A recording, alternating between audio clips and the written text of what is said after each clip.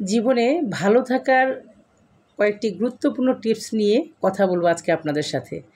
আসলে জীবন একটাই, এক জীবনে কি পেলাম আর কি পেলাম না সেটা নিয়ে কোনো চিন্তা ভাবনা করতে হবে না।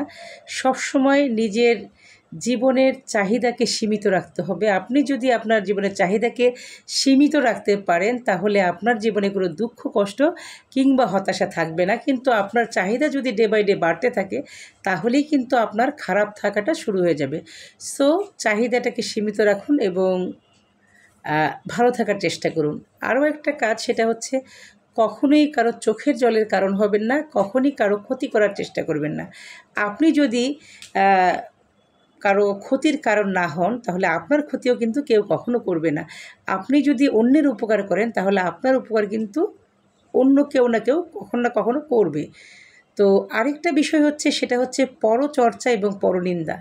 কখনই এই কাজগুলো জীবনে ভালো থাকতে হলে পরচর্চা এবং পরনিন্দা কখনই করা যাবে না। আপনি যদি কাউকে নিয়ে পরচর্চা এবং পরনিন্দা করেন, ঠিক আপনি দেখবেন তার পর মুহূর্তে আপনাকে নিয়ে অন্য কেউ পরচর্চা পরনিন্দা করছে। সো এই কাজটা কখনই করা যাবে না।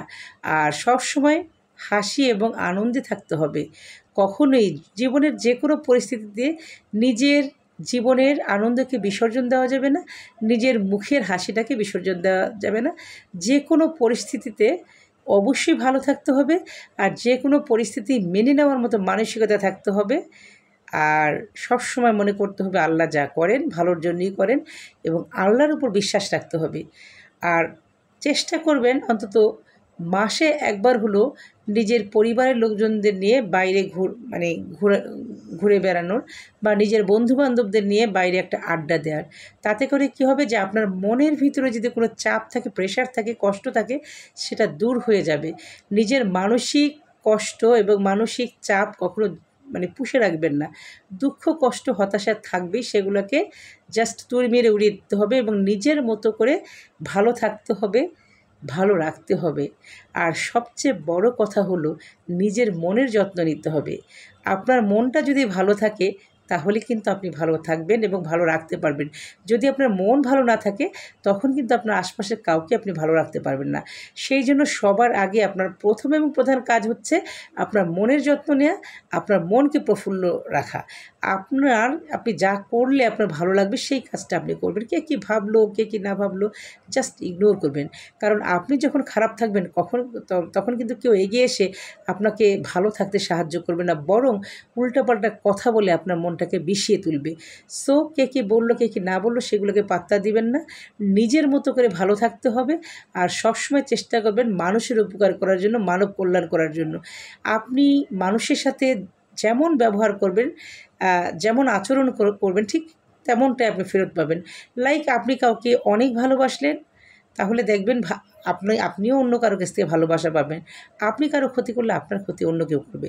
সো কখনই কারো ক্ষতির কারণ হওয়া যাবে না, কাউকে অবহেলা করা যাবে না, কারো চোখের জলের কারণ হওয়া যাবে না। সবসময় মানুষকে ভালোবাসতে হবে, মনে হিংসা বিদ্বেষ পুষে রাখা যাবে না, ঠিক আছে? মনে হিংসা বিদ্বেষ না পুষে রেখে মানুষকে সাপোর্ট করতে হবে, সহযোগিতা করতে হবে এবং আশপাশের মানুষগুলোকে নিয়ে একভাবে ভালো থাকতে হবে। শুধু নিজে স্বার্থপরের মতো নিজে ভালো থাকলে হবে না, নিজের আশপাশের মানুষগুলোকে নিয়েও কিন্তু ভালো থাকতে হবে। সো আমি যে কথাগুলো বললাম সেই বিষয়গুলোর দিকে মনোযোগ দিবেন। কখনো কারো ক্ষতির কারণ হবে না, চোখের জলের কারণ হবে না, কাউকে অবহেলা করবেন না, নিজের মনের যত্ন নিবেন। মন খারাপ হলে সেই মন খারাপকে তুড়ি মেরে উড়িয়ে দিতে হবে। মাসে একবার বন্ধুবান্ধব বা আত্মীয়স্বজনের সাথে বেড়াতে যেতে হবে। তো এইভাবে করে নিজেকে ভালো রাখতে হবে।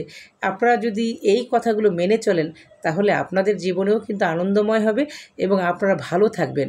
অন্তত খারাপ থাকা কখনোই আপনাদের স্পর্শ করবে না। সবার জন্য অনেক অনেক শুভকামনা। আসসালামু আলাইকুম।